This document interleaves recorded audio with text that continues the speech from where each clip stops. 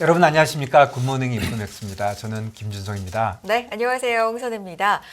지난주 금요일 미국 시장 상승으로 마무리했는데 전체적으로 보자면 좀 조정세가 짙던 장이었죠. 네, CPI 이후에 가만히 보면 CPI 나온 다음에 나스닥이 9% 올랐고요. 그 CPI 이후에 오르고 그리고 S&P가 8% 올랐어요. 근데 지난주에 그 이후에 나스닥이 3% 빠지고 S&P가 2% 빠져서 결국은 CPI 바로 직전에 비하면 지금 6% 정도 둘 다 올라 있는 그런 상황입니다. 그래서 저번 주에 왜 빠졌는지 그런 거 좀 여쭤보고 싶네요. 네, 이런 가운데 뭐 한 주 동안 연준 위원들의 여러 가지 언급은 또 계속될 거고요. 네, FOMC 그렇습니다. 회의록 공개도 예정이 되어 있어서 시장 상황 또 잘 지켜보시길 바라겠습니다. 벌써 유튜브 채팅창을 통해서 저희와 함께 힘차게 시작해본다고 네. 많은 분들 응원해주고 계시는데요. 네. 이번 한 주도 저희와 함께 경제 이야기 함께 나눠주시기 바랍니다. 자, 시작해보겠습니다. 테이블 앱스 케빈 강 대표님 안녕하십니까? 안녕하세요. 월요일 날 제일 먼저 항상 이제 케빈 대표님부터 뵙네요. 네. 지난주 쭉 리뷰 한번 해주시면 좋을 것 같아요. 네, 지난주에 지금 아까 말씀하셨듯이 실제로 변동성 별로 없이 옆으로 쭉 간 장이었잖아요. 네. 그리고 이제 주로 특히 이제 화요일 날 PPI 나왔을 때 갑자기 확 올라간 거 하루 빼고 나면은 뭐 그렇게 크게 변동이 별로 없었다, 오히려 위아래로 네. 움직였고. 근데 이번 주에서 제일 1번 부분이 이제 PPI 나왔을 때고요. 그 차트에서 보시면 네. 네. PPI 나오자마자 바로 점프를 확 했어요.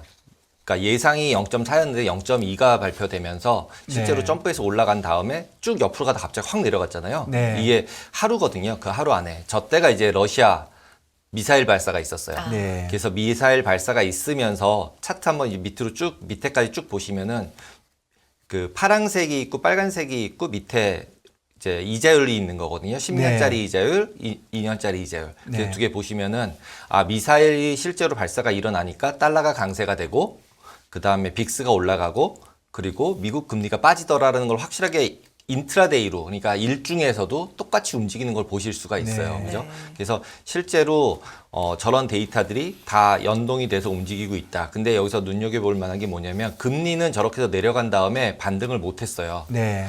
내려간 다음에. 근데 주가 같은 경우는 실제로 미사일 쏘기 전이랑 후랑 큰 차이가 안 나게끔 반등하면서 끝났어요.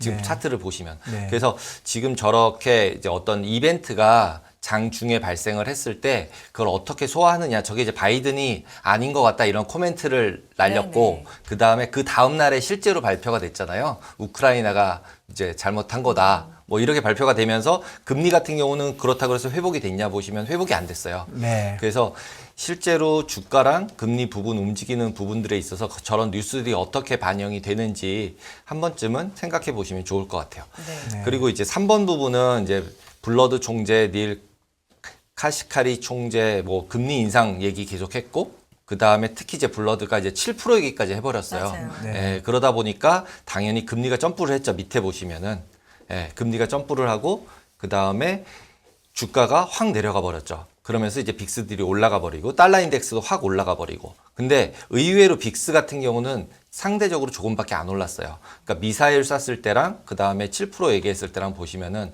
파란색이 빅스거든요. 두 번째 칸에 있는. 네. 그에 반해서 달러는 확실하게 위로 확 올라가고 금리가 오르니까. 그래서 네. 지금 달러는 미국 금리에 아직도 굉장히 깊이 연관이 돼서 움직인다라고 보시면 될 것 같아요. 제가 이걸 이렇게 설명을 드리는 이유가 두 개 중에 연결성이 흐려지는 경우들이 생겨요. 네. 타이밍상. 그러니까 이거는 이렇게 움직였는데 이건 왜 이렇게 안 움직이지? 이런 경우들이 생기는데 그렇게 생기기 시작을 하면 기본적으로 추세들이 없어져 버려요. 모두가 동의를 할 때 한 방향으로 많이씩 움직이거든요. 그래서 이제 그런 부분들을 봤을 때는 결국은 지금은 이제 믹스되기 시작을 했다라는 부분을 시장에서 움직임에서 찾을 수 있을 것 같아요. 그리고 이제 외환 선물이랑 이제 금리 선물 쪽 보셔도 마찬가지의 모습들을 보여요. 이제 1번 부분은 똑같이 이제 미사일 발사했을 때예요. 막 위아래로 지저분하잖아요. 그래서 막 올라가는 거 내려가는 거 막 섞이는 거죠. 특히 유로 같은 경우가 약세가 되게 심해졌어요. 당연하겠죠. 이제 미사일이 폴란드 떨어지면 이제 나토 모여야 네. 되고 뭐 이러다 보니까 네. 파란색이 유로인데 유로 같은 경우가 제일 이제 급락을 해버리죠. 네. 그랬다가 회복을 실제로는 유로 같은 경우는 아까 주식은 많이 회복을 했잖아요. 근데 네. 유로는 회복을 못했죠. 그날 하루에. 회복을 못하고 그 다음날 회복을 해요. 그러니까 미사일이 진짜로 이제 우크라이나가 쏜 거였고 러시아가 쏜 게 아닌 것을 확인한 후에 유로가 반등을 해요. 그러니까 되게 시장은 이게 명확하게 그 위험도를 반영하면서 움직인다라는 것을 볼 수 있죠. 그렇죠? 그리고 이제 3번 부분에서는 마찬가지 앞부분하고 똑같아요. 저때 이제 연준 위원들 금리 인상 발언하기 시작하니까 미국에서 금리 오르고 그러면서 이제 여러 통화들이 전부 다 약세로 전환이 되죠. 그래서 지금 지난번에 이제 환율 말씀을 드릴 때도 네. 여러 나라 같이 움직인다. 우리나라 원달러만 볼 건 아니다. 그래서 지금 보시면은 인트라데이 일중 차트를 보셔도 꺾이는 점들이 전부 똑같아요. 모든 통화들이 이자율까지. 그래서 실질적으로 어떤 이제 장중에서 움직일 때 다 같이 꺾이고 다 같이 이제 반등하거나 이제 반락할 때 특히 다 같이 움직인다. 그리고 이 중에서 이제 어떤 통화 하나나 어떤 주가 지수 하나가 반대로 움직였을 때는 그런 부분의 뉴스를 이제 찾아보는 거죠. 왜 그렇게 쟤만 반대로 움직였지? 뭐 이런 식으로 그런 식으로 해서 봐줘야 될 것 같아요.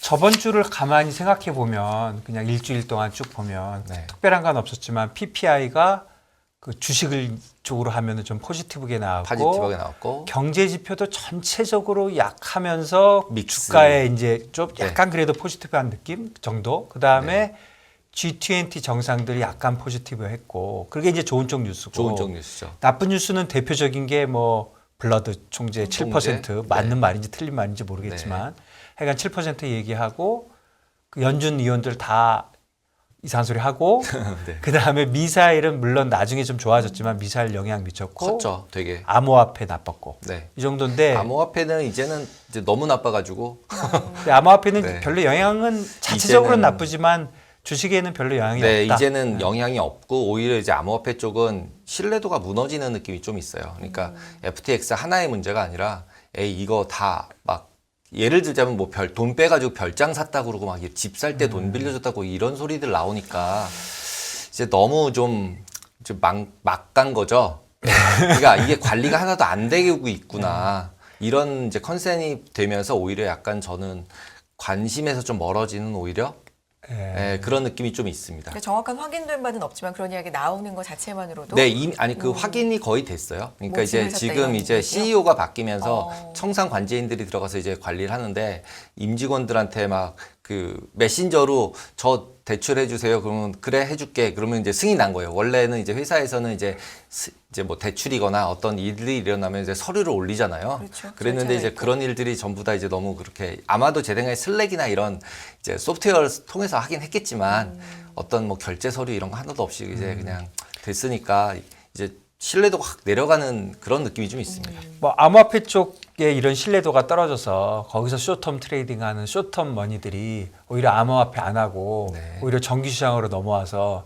주식에 긍정적인 효과가 있을 것이다. 그런 얘기를 하시는 어떤 일부 분은 사람도 있던데 지금 제가 볼 예. 때는 오히려 그것보다는 옵션 시장에 많이 간 것 같아요. 예. 예, 밈 옵션으로. 다 쇼텀 머니들이니까 네, 쇼텀들을 너무 많이 하니까요. 네. 그래서 지금 내일 더 얘기를 하겠지만 옵션 쪽은 거래량이나 이런 것들이 거의 뭐 40%가 하루짜리 그런데요. 옵션짜리로 거래가 되고 있기 때문에 이런 부분들을 어떻게 우리가 봐야 될지 그리고 그런 부분들에 따라서 어떻게 시장이 움직일지에 대한 것도 한번 그러니까 뇌피셜이지만 한번 생각해 볼 수 있을 것 같아요. 내일은. 네. 그리고 시장의 방향 움직이는 거 보면 저번 주는 확실히 이제 그 CPI 그러니까 일주를 보지 말고 CPI 바로 전 프라이스하고 지금 프라이스하고 네. 비교해 보면 주식은 뭐 S&P나 나스닥이나 한 6% 정도 올랐어요. 네.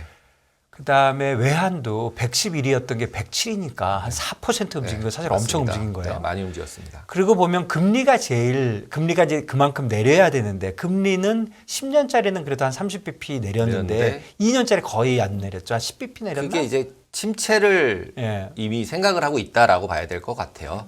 침체를 생각한다. 네, 생각하고 있다. 왜냐하면 단기 금리는 지금 블러드 총재도 나와서 얘기를 하지만 금리를 계속 올리겠다는 걸 확실하게 얘기를 하고 있잖아요. 그러니까 단기 금리 안 내려주겠다고 안 확실히 내려주겠다, 하니까 확실하게 2%가 하니까 위로 올라가고. 그러니까 2년짜리가 못 움직인다. 못 움직인다. 그리고 이제 10년짜리들은 저렇게 계속 가면 침체가 있을 가능성이 많다. 그리고 그래서 이제 금요일 날 정도에 JP 모건에서는 이제 골드만에서는 무슨 뭐 한국 리포트 많이 나와 얘기를 네. 했고요. 네. 그다음에 JP 모건에서 이제 마일드 리세션이라는 단어를 쓰기 시작을 했어요. 네. 그러니까 마일드 리세션이란 얘기는 결국은 리세션이 올 건데 장을 좋게 해석을 하려면 마일드라도 붙여야 되겠죠.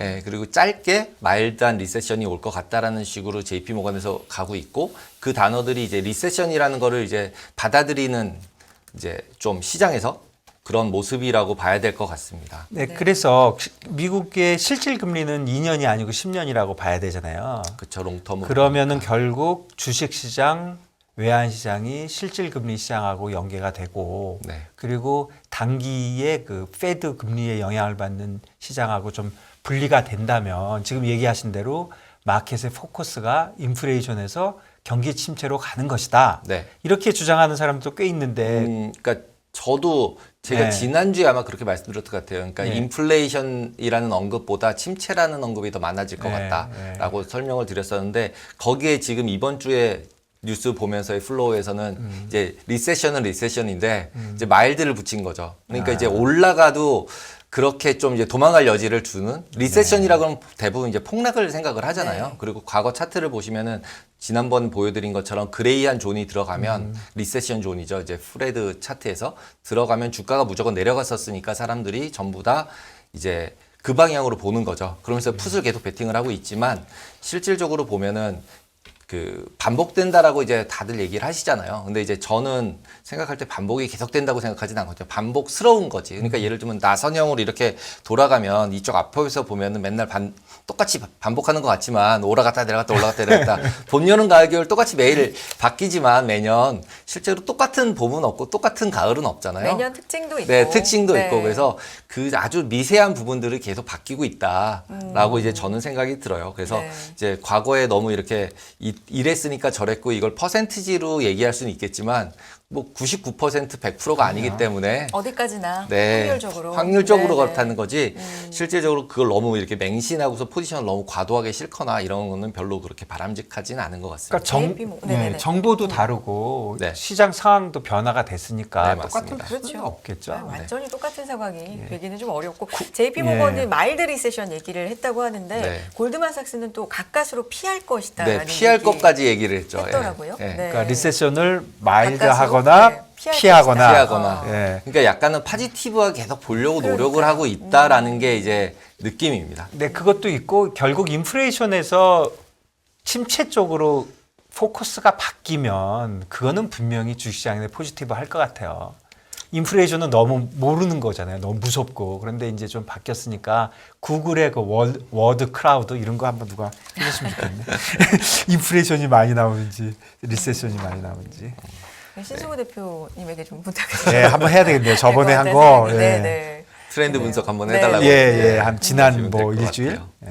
오늘 가지고 오신 것도 매파적인 페드의 코멘트 대 마일드 리세션 네. 두 개 중에서 이제 어디가 더 힘이 셀 건가? 쓸 건가? 이번 라는 주에 건가 봐요. 특히 네. 이제 그 이번 주에 보시면은 아까 말씀하셨듯이 페드에서 멤버들이 또 열심히 화요일이죠. 아니다 수요일이네요. 수요일 날 이제 막 여러 명이 나와서 얘기를 해요. 그럼 또 거기 또 불러도 또 들어가 있어요. 그래서 그때 어떤 식의 코멘트를 할지 그리고 나서 바로 목요일 날 또 이제 그 회의록 나오잖아요. FOMC 회의록에서 또 얘기를 하는데 근데 지금 그냥 생각해 보면 여기서 매파적인 얘기를 할 거라는 건 당연하잖아요. 이미 계속 해왔으니까. 그럼 이제 그거를 시장에서 어떻게 받아들일지에 대한 부분이 더 포커스가 되지 않을까. 그리고 이제 이번 주는 또 이제 추수감사절 휴일이잖아요. 목금 네네. 장 없고 그 다음에 월드컵도 있잖아요. 아, 목금이 장이 아예 없나요? 아마 금요일 날은 오전장인가 예. 오전장만 있을 오전장. 거예요. 그리고 목요일부터는 목요일 되게 다 휴가 간다 그러더라고요. 예, 휴가 예. 간다고 하니까 그러면은 이제 월드컵 보러 가야 되고 이제 휴가 가야 되면은 주니어들만 남아 있을 테니까 일단은 이제 뭐 그렇게 그때 한번 현장에서 그러셨나? 그때 한번 사고 치는 거 아닙니까? 누군가. 누가 사고 치지만 않으면은 그냥 변동성 별로 없는 거죠. 실적들도 많이 안 나오고 그런 상황이 될 것 같습니다. 그리고 이제 지난주 데이터 중에서 하나는 이제 기존 주택 판매, 그다음에 소매 판매 지수 이런 것들이 예상보다 되게 잘 나왔었어요. 네네. 잘 나왔다고 그래서 하면 잘 나왔다고 하면 소비가 좋은 거죠. 소비가 좋은 거예요. 그러니까 네. 경기 침체가 아닌 거죠. 그렇죠. 네. 근데 이제 지금 침체라고 얘기를 하고 있으니까 네. 그런 부분에 있어서 침체 부분들 이런 부분들이랑 그다음에 아까 얘기했던 PPI 부분하고는 반대잖아요. PPI는 이제 뭐 경기 안 좋아진다는 얘기를 하는 거고 그래서 네. 금리 인상을 좀 이제 덜 해도 될 것 같다라는 얘기를 하는 거고요. 그에 반해서 소비가 계속적으로 늘어나고 있으니까 소매 판매 같은 경우가 그런 경우는 오히려 이제 파지티브한 거잖아요.